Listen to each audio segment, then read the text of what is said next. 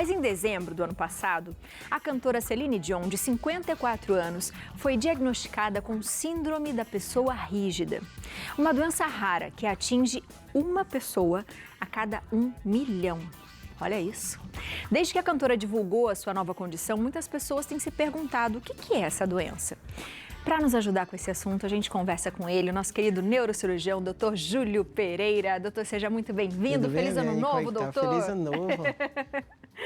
Doutor, ela foi muito corajosa, né? Eu falei aqui no começo do programa, a gente vai contar para as pessoas um pouquinho o que é, mas ela foi muito corajosa, né? É sempre difícil, né? Porque é uma coisa pessoal e cada um reage de um jeito, né?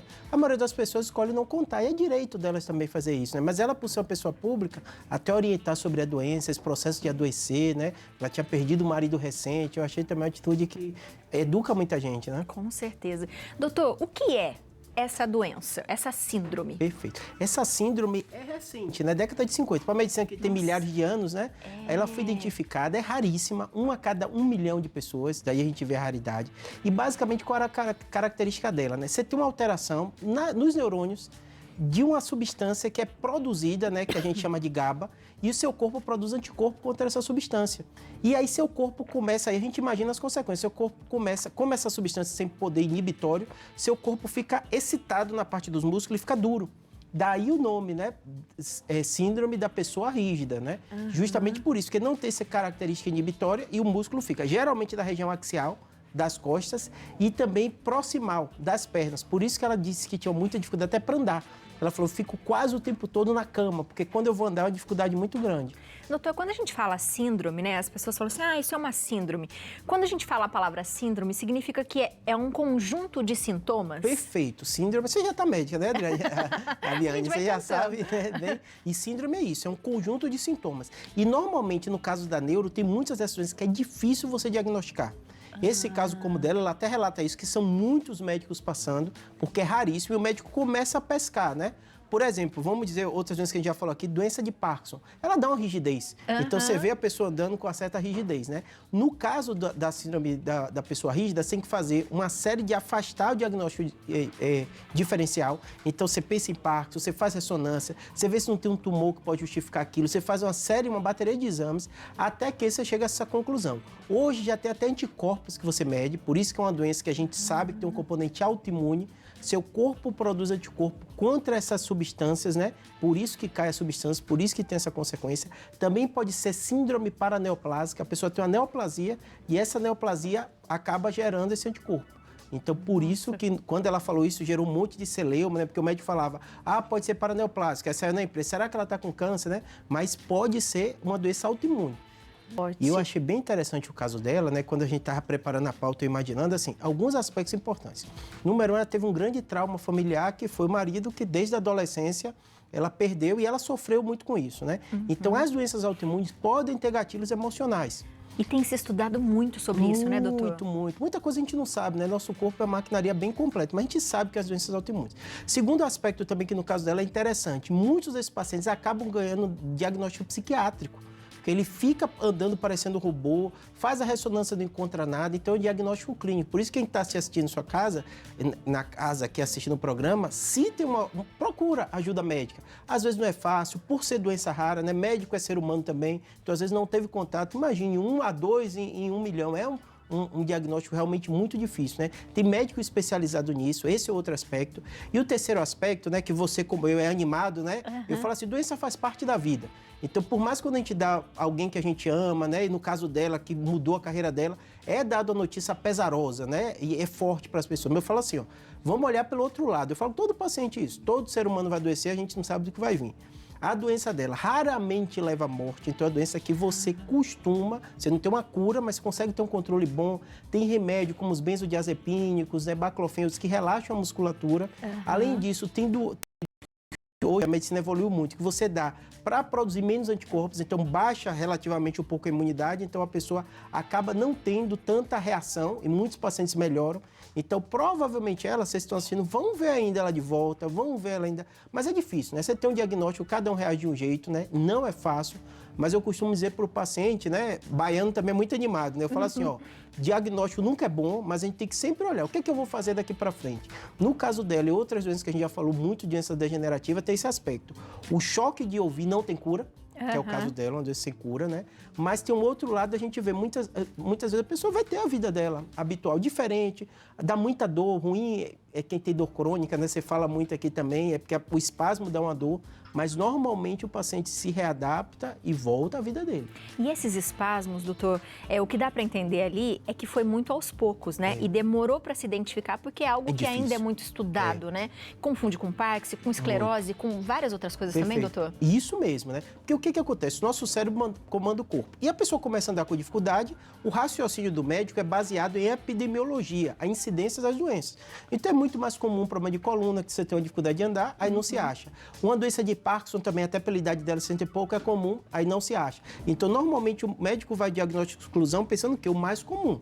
As doenças neuropsiquiátricas, às vezes, parecem, porque anda parecendo um robô. Então, às vezes, o paciente, que a gente chama marcha atípica, ele tem um jeito de andar estranho, não parece coluna. E a gente, médico mesmo, eu falo com o paciente, falo com meus pacientes, não fique chateado quando o médico pensar que pode ser uma doença de ordem psiquiátrica, porque a gente não controla muitas vezes nossas emoções e às vezes esses pacientes têm dificuldade por isso. Ele anda, encontra os exames, ele não encontra o que é, não sabe o que é, né? Então às vezes é difícil mesmo para o médico. Você vê que ela, né, com dinheiro, com tudo, né?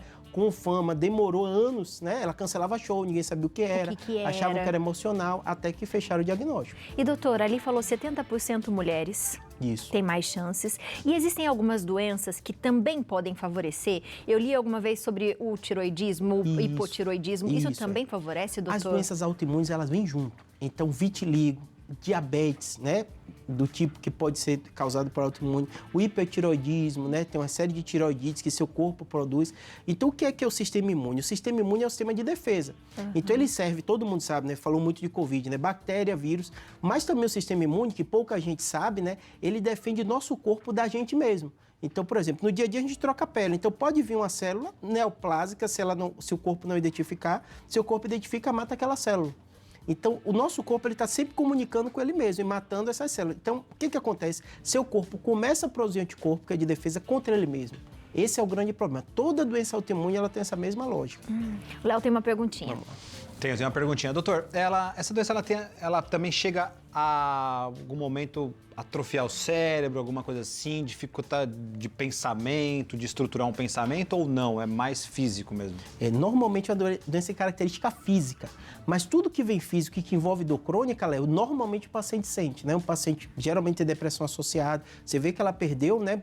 30 quilos, se eu não me engano, tá com 43 quilos ali, Imagine, né? né? Então, perdeu muito peso, então esse aspecto emocional vem junto.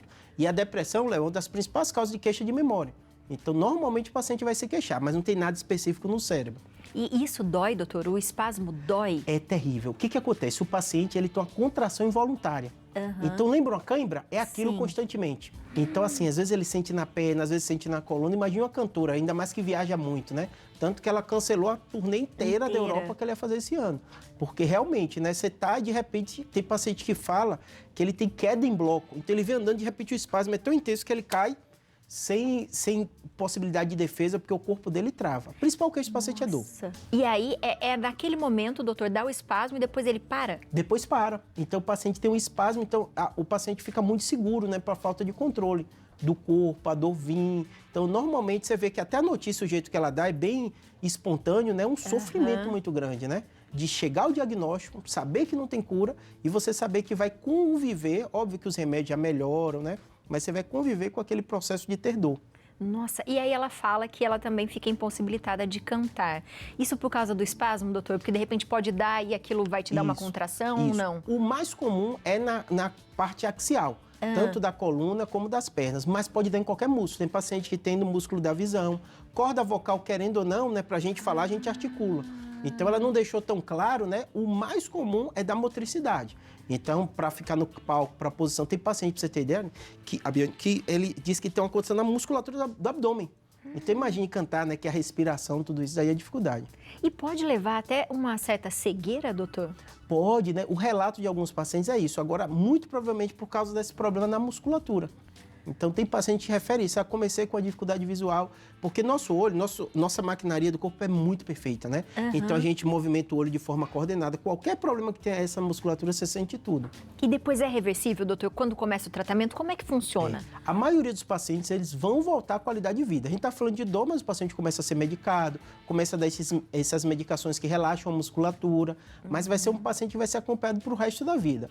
Hoje, na literatura, tem alguns relatos de pacientes que não voltaram a ter crises, existem, né? Mas hoje, quando a gente fala dessa doença, fala que é uma doença que é de controle. Então, você dá medicamento, acompanha, precisa desse remédio para não ter as reações autoimunes, mas às vezes volta novamente. Então, é um paciente que vai estar funcional, então ela não vai ser aquela doença que às vezes a gente falou muita doença que vai levar à morte por causa dela, né? Mas o paciente vai ter esses quadros, às vezes, agudizados.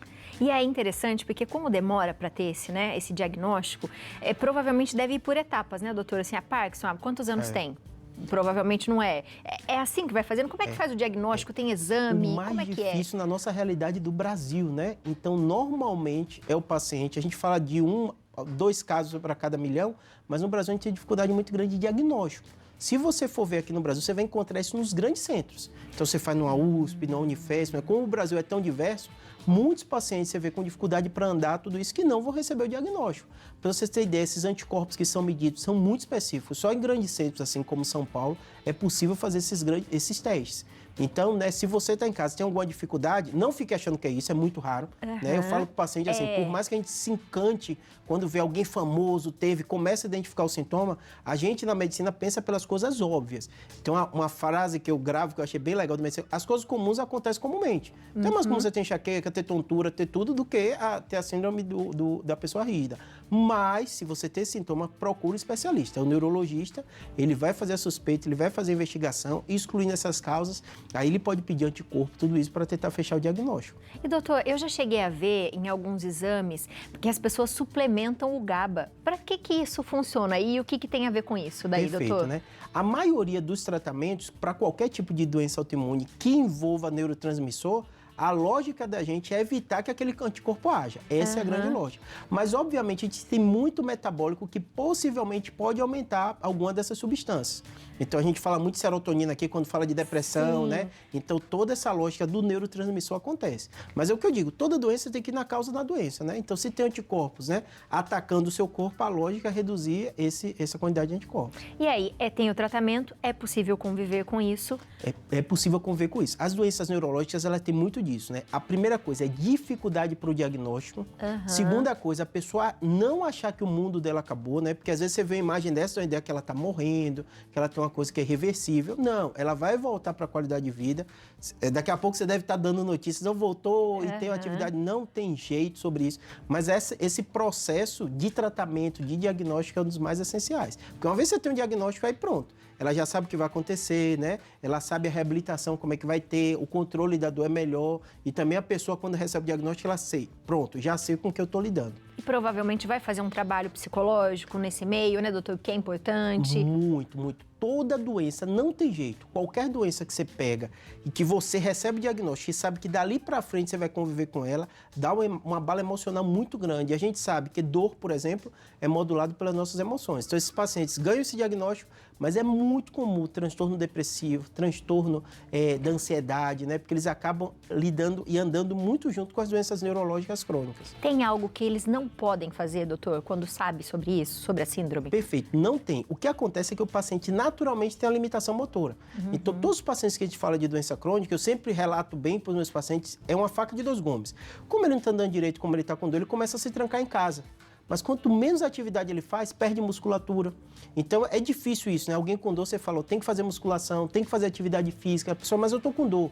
Então, você tem que modular para justamente isso. Tentar tirar do paciente, ele voltar a ganhar musculatura, né? Imagina a quantidade de peso que ela perdeu, né? Como isso é difícil.